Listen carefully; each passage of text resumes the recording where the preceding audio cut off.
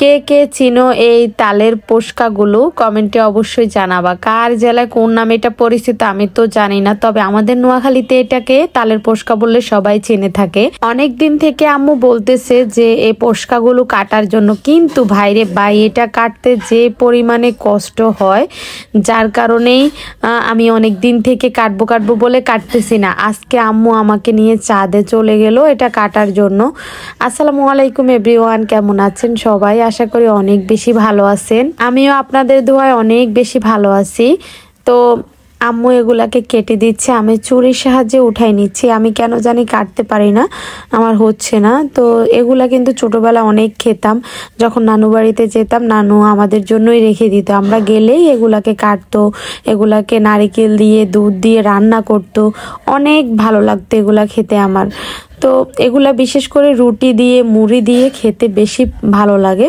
আপনারা কি দিয়ে খান অবশ্যই কমেন্টে কিন্তু জানাবেন। মাশাল্লাহ মাশাল্লাহ, প্রত্যেকটা তালের বিচির ভিতরেই কিন্তু পোস্কাটা ছিল, অত বেশি নষ্ট হয়নি। এগুলা নষ্ট হয় কখন, যখন সঠিক সময়ে কাটা হয় না তখন নষ্ট হয়ে যায়। কিন্তু আমার আম্মু এগুলা সম্পর্কে ভালো আইডিয়া আছে, যার কারণে এই টাইমটাতে সঠিকভাবে এটা কাটা হয় এটা জানে উনি। যাই হোক, তারপরে সবাই মিলে এগুলা কাটতেছি, আমি কষ্ট করে উঠাচ্ছি আর বাচ্চারা সবগুলো খেয়ে ফেলতেছে। তো আম্মু বলতেছে কি রান্না করব, তোমরা তো এইভাবে খেয়ে ফেলতেছো। আমিও খাচ্ছি সাথে। আজকে কোনো ডায়েটের দিকে তাকাইনি, সব সময় তো ডায়েট করি, কিন্তু পছন্দের কিছু কিছু খাবার আছে যেগুলো আমি মিস করতে চাই না। ছোটবেলায় অনেক খেতাম, অনেক পছন্দের একটা খাবার ছিল আমার। বছরে একবার এটা রান্না হয় বাসায়, যেহেতু সারা বছর এটা পাওয়া যায় না। আর এইদিকে আমার অবস্থাটা দেখেন, এটা খেতে আসছি, তারপর আমার বুলেট কপিটা নিয়ে আসছি চাঁদে। এটা মিস করা যাবে না, কত সুন্দর দেখেন।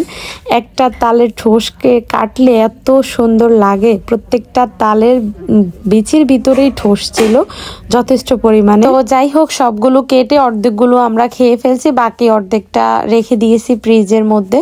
ঢাকায় যাওয়ার সময় নিয়ে আসছি, যেহেতু ঢাকাতে আমরা ফুল ফ্যামিলি একসাথে হয়েছি, ওইখানে রান্নাটা হয়েছে। তো আমি খাবো না বলছি প্রথমে, কিন্তু আম্মু বকাবকি করতেছে, সারা বছরই তো ডায়েট করস, এখন একটু খা, কিছু হবে না, একটু খেলে ওজন বাড়বে না। তারপরে বাধ্য হয়ে খাচ্ছি, যেহেতু পছন্দের খাবার খেতে তো সবসময় ইচ্ছে করে, কিন্তু ওই যে ওজনটা বেড়ে যাবে, যার কারণে আমি সব খাবার খাই না। এখন দিনের প্রায় 1টা 27 বাজে, এখন আসছি সকালের নাস্তা করার জন্য। এটা খাওয়ার পর কিন্তু আমি 3 বেলা না খেয়ে থাকবো, কারণ এটা খেয়েছি, যার কারণে আমার 3 বেলা না খেয়ে ক্যালোরি লস করতে হবে। তো আজকের ভিডিওটি এই পর্যন্তই। ভালো লাগলে অবশ্যই লাইক কমেন্ট শেয়ার করে দিবেন।